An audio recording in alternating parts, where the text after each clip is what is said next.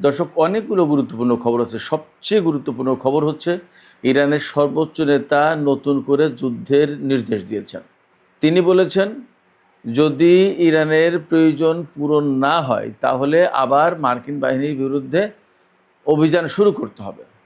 এবং এরই মধ্যে ইরাকের এরবিলের একটি হোটেলে অবস্থানরত মার্কিন সেনাদের উপর ইরান হামলা চালিয়েছে। এদিকে ইরানের সর্বোচ্চ নেতার একজন উপদেষ্টা তিনি বলেছেন, সর্বোচ্চ নেতা আমেরিকার বিরুদ্ধে যে অভিযান শুরুর নির্দেশ দিয়েছেন, ইরান এইভাবে অভিযান শুরু করলে বিশ্বের সামরিক শক্তির সমীকরণ বদলে যাবে। আসলে মধ্যপ্রাচ্যে কি হতে যাচ্ছে? তবে ইরানের পক্ষ থেকে মার্কিন বাহিনীর কোথায় কোথায় হামলা চালানো হবে তার একটা মোটামুটি টার্গেটের দিক নির্দেশনা দেয়া হয়েছে। প্রধান টার্গেটের একটা বিষয় হবে মার্কিন যুদ্ধজাহাজ। এদিকে মার্কিন ভাইস প্রেসিডেন্ট জেডি ভ্যান্স বলেছেন, এই মুহূর্তে ইরানের পরমাণু কর্মসূচির চেয়ে বেশি গুরুত্ব দিচ্ছে মার্কিন প্রশাসন তেলের দাম কমানোকে। অর্থাৎ তাদের বক্তব্য এই মুহূর্তে ইরানের পরমাণু কর্মসূচি না, ইরান পরমাণু বোমা বানালো কিনা সেটা পরে ব্যাপার, আগে তেলের দাম কমানো। পরিস্থিতি কোথায়? আমেরিকা মারাত্মক গ্যাড়াকলে পড়ে গেছে। এদিকে আরেকটি ভিন্নধর্মী খবর আছে।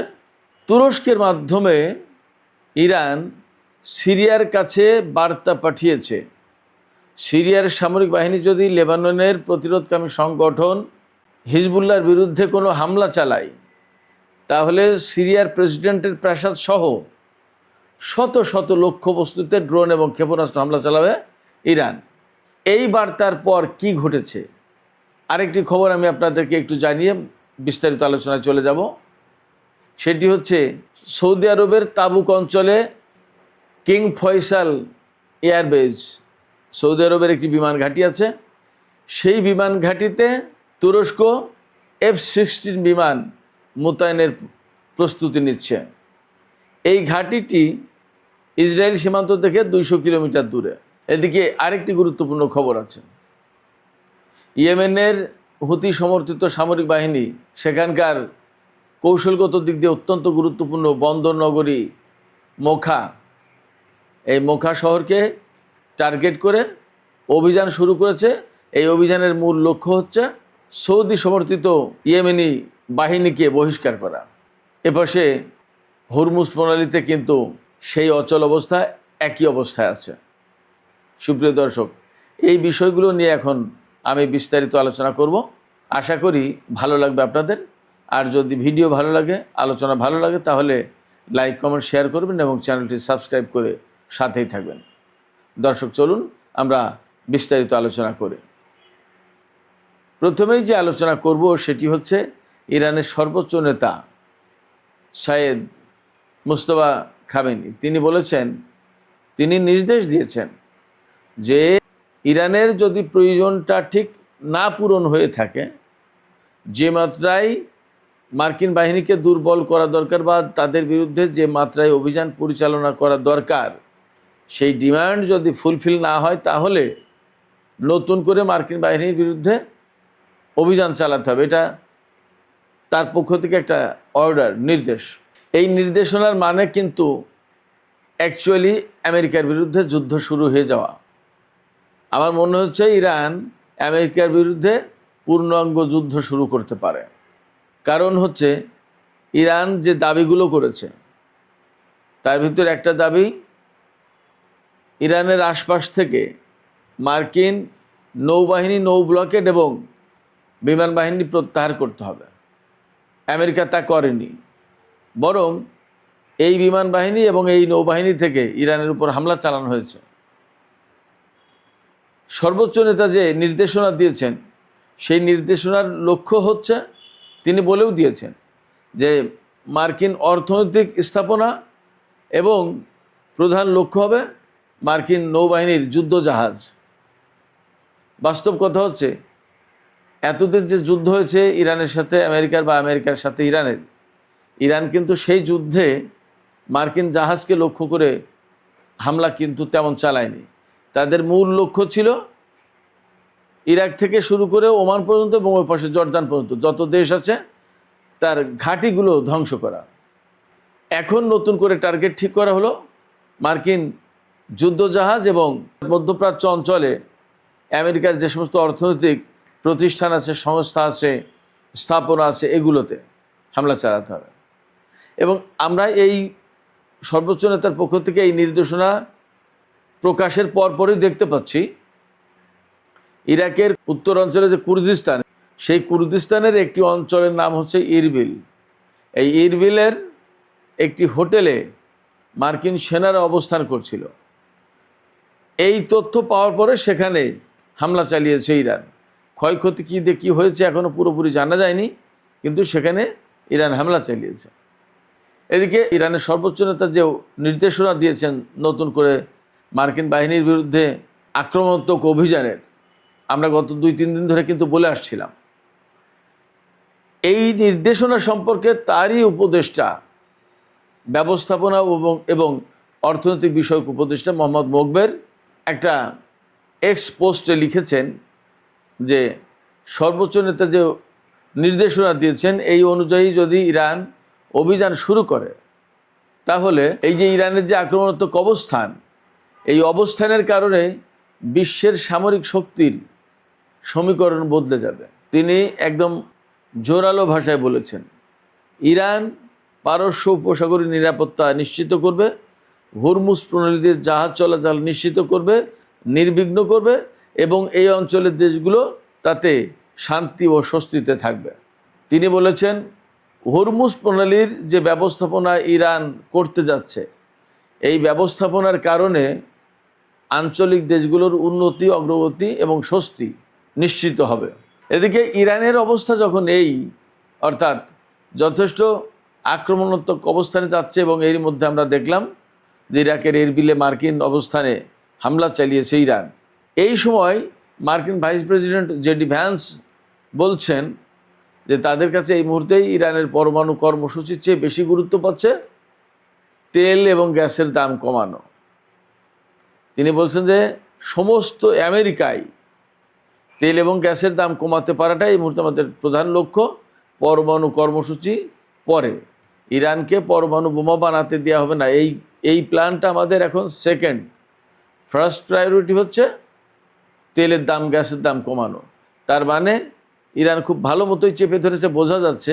অর্থাৎ হরমুজ প্রণালী এবং বাব-আল মানদেব প্রণালী বন্ধ করে দেওয়ার পর আমেরিকার অবস্থা যথেষ্ট কঠিন হয়ে দাঁড়িয়েছে। ডোনাল্ড ট্রাম্প যে কথা বলেছিলেন সেই কথা যদি সত্য হয়, তাহলে আমেরিকার জ্বালানি রিজার্ভ একেবারে তলানিতে এসে ঠেকেছে এবং চলতে পারবে। হয়তো তাকে এখন কৌশলগত যে জ্বালানি রিজার্ভ আছে সেখান থেকে তুলতে হবে, কিন্তু সেটা কতটা সেটা একটা প্রশ্ন। সুপ্রিয় দর্শক, এপাশে ইরানের আরেকটি গুরুত্বপূর্ণ খবর আছে। খুব সম্প্রতি সিরিয়া লেবাননের হিজবুল্লাহর বিরুদ্ধে অভিযান চালাতে চেয়েছিল, সেরকম একটা প্রস্তুতি নিচ্ছিল এবং এই ব্যাপারে মার্কিন প্রেসিডেন্টের পক্ষ থেকে একটা চাপ ছিল। ডোনাল্ড ট্রাম্প বারবার বলছিলেন যে লেবাননে ইসরায়েল যুক্ত না হয়ে এই কাজটা সিরিয়ার সরকার করতে পারে এবং সিরিয়ার সরকারকে উস্কানি এবং চাপ সবই দেয়া হচ্ছিল। সিরিয়ার সরকার সেইভাবে প্রস্তুতিও নিচ্ছিল, কিন্তু ইরানের পক্ষ থেকে তুরস্কের মাধ্যমে সিরিয়ার আহমেদ আল সারা বা জোলানি সরকারকে মেসেজ দেওয়া হয়েছে যে যদি সিরিয়ার বাহিনী লেবাননে হিজবুল্লাহর বিরুদ্ধে কোনো অভিযান চালায়, তাহলে সিরিয়ার প্রেসিডেন্টের প্রাসাদ সহ শত শত লক্ষ্যবস্তুকে একেবারে ধ্বংস করে দেওয়া হবে ব্যালিস্টিক ক্ষেপণাস্ত্র এবং ড্রোন মেরে।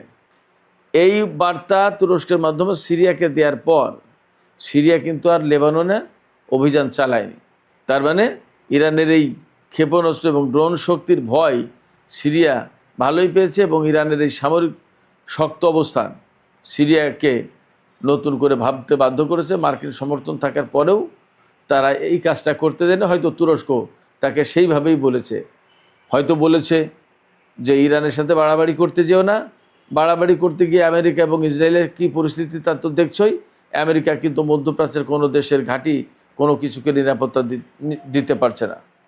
হয়তো তুরস্কের এই বুদ্ধি পরামর্শের কারণে জোলানি সরকার থেমেছেন। একটি পরিসংখ্যান দেখলাম, পরিসংখ্যানটা চমৎকার।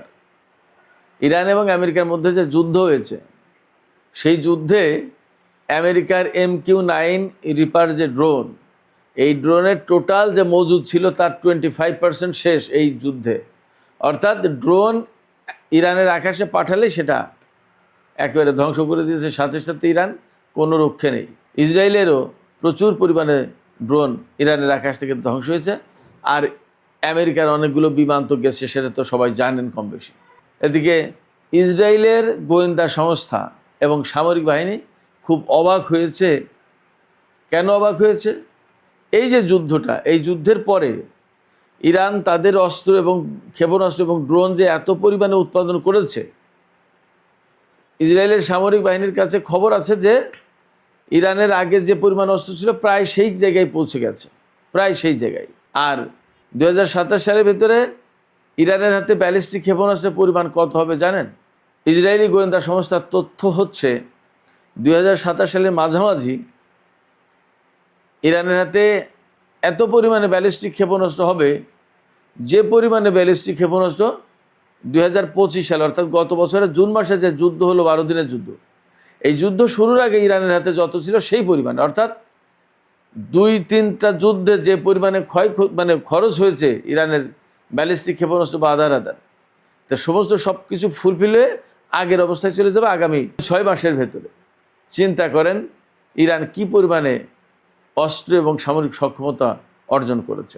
সুপ্রিয় দর্শক, বাবার মানদেব প্রণালী লোহিত সাগরের দিকে কিন্তু খুব একটা শান্ত নেই, এদিকেও যুদ্ধ পরিস্থিতি যথেষ্ট নাজুক। ইয়েমেনের একটা বন্দর নগরীর নাম হচ্ছে বোখা, লোহিত সাগরের তীরে এই বন্দর নগরী অবস্থিত। এই বন্দর নগরীতে সৌদি সমর্থিত বাহিনীর একটা ভালো অবস্থান আছে। এই বাহিনীকে এই শহর থেকে বের করে বহিষ্কার করার জন্য ইয়েমেনের হুতি সমর্থিত সামরিক বাহিনী অভিযান শুরু করেছে, এমন খবর দেখা যাচ্ছে। এই অভিযানের লক্ষ্য হচ্ছে যে সৌদি আরব সমর্থন দেয় যেটা ইয়েমেনের কথিত আন্তর্জাতিক স্বীকৃত সরকারের সামরিক বাহিনী, সেই সামরিক বাহিনীকে বহিষ্কার করবে এখান থেকে। তার মানে বড় রকমের অভিযান শুরু হয়েছে এবং এরই মধ্যে খবর পাওয়া গেছে যে এই শহর মুক্ত করার পথে বেশ কয়েকটা গুরুত্বপূর্ণ পয়েন্ট এবং গুরুত্বপূর্ণ জায়গা অবমুক্ত করেছে হুতি বাহিনী। তার মানে হুতিরা যা করছে, যা দেখা যাচ্ছে, বোঝা যাচ্ছে যে সৌদি আরব যে 15 জাতির জোট গঠন করলো, সেই জোট গঠন হয়ে কার্যকর হওয়ার আগে হুতিরা একটা শক্ত অবস্থানে চলে যাবে, কৌশলগত গুরুত্বপূর্ণ অবস্থানগুলো তাদের নিয়ন্ত্রণে নেবে।